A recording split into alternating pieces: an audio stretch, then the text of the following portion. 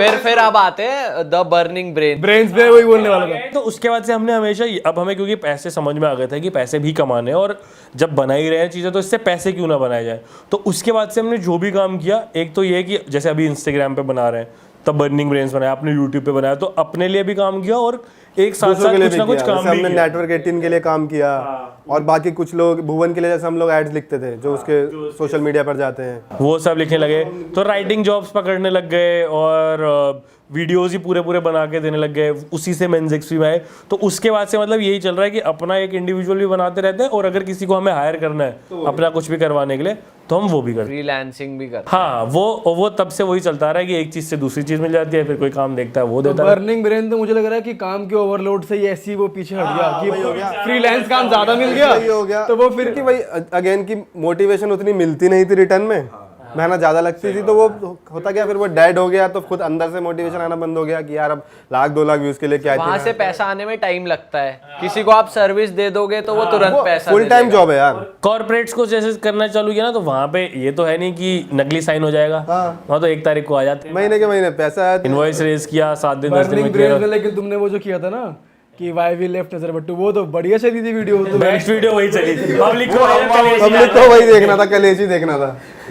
तो भाई अभी कैसा चल रहा है? मतलब तूने टीवीएफ की बहुत हिट सीरीज करी है, तो आई एम श्योर बहुत सारे स्ट्रगलिंग एक्टर्स भी जानना चाहेंगे कि एज एन एक्टर अगर आपको अप्रोच करना है इंडस्ट्री में तो कैसी अप्रोच रखनी चाहिए, कैसे प्रोसेस क्या होता है? राजेश ने भी करा है, तूने भी कैंपस डायरीज किया है, तो वो क्या प्रोसेस रहता है? वो प्रोसेस क्या है? हम दोनों एक ही चीज़ पे एग्री करते हैं कि क्योंकि हम सिर्फ एक्टर नहीं है, तो अगर कोई भी सिर्फ एक्टर है तो हम उसे यही एक ही एडवाइस देना चाहेंगे, एक्टिंग तो वो खुद अपनी बढ़िया कर लेगा, आई एम श्योर सब हमसे बढ़िया ही करते होंगे, तो उस पर तो हमारी कोई टिप्स है ही नहीं।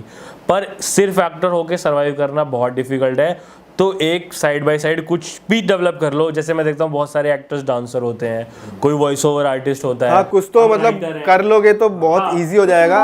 अपने पैशन को टाइम देना, अपने पैशन को करना, क्योंकि सिर्फ पैशन फॉलो करना बहुत महंगा पड़ता है। और पैशन को फ्यूल करने के लिए पैसा चाहिए ही ना, वो कब तक किसी से बोरो करते रहोगे या कुछ करोगे। तो आप कुछ भी एक और स्किल आपके अंदर होनी चाहिए।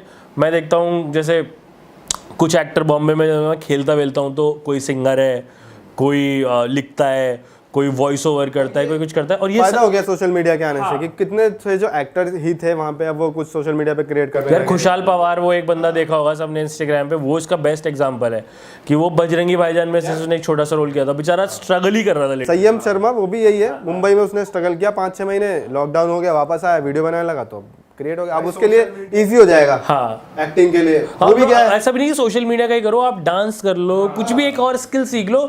जैसे डांस वांस इजीली पेइंग जॉब है, डांस गिग्स बहुत इजीली मिलती हैं, आप डांस किसी को सिखा सकते हो, लोग सीख भी सकते हैं। एक्टिंग सिखाना डिफिकल्टी भी है ना, तो एक कुछ और स्किल एक डेवलप करके चलो, अगर एक्टिंग वाइज आपको सर्वाइव करना है तो वो आपके बहुत काम है। और मैं जानना चाह रहा था कि जब आपने ऑडिशंस दिए तो वो कितना टाइम टेकिंग प्रोसेस रहता है कि भाई अब पता तो है नहीं आगे क्या होना है, अप्रूवल होगा, सिलेक्शन होगा, तो वो प्रोसेस और उस फेज का बताओ। मैं बहुत ही बेशर्मी से एडमिट करूंगा कि ऑडिशन मैंने कभी क्रैक नहीं किया है, कोई भी। मैंने भी नहीं जो शो किया था वो अमेज़न वाला पहला है, वो आखिरी है इसका, वो पहला और आखिरी, उसके बाद मैंने जो 3 शो किए हैं, एक और किया है वो अभी तक आया नहीं है, बट वो भी मेरे को इसलिए मिला है कि जानता था बंदा जो बना रहा है, और जो और 3 ऑलरेडी रिलीज हो चुके हैं वो भी ऐसा है कि उसमें मेरे दोस्त इन्वॉल्व थे, उन्हें पता है कि मैं क्या कर सकता हूँ, तो उन्होंने मुझसे वही करवाई। तो तूने हॉस्टल डेज के लिए ऑडिशन दिया था, कोई कॉल नहीं आई थी, 6 महीने निकल गए थे।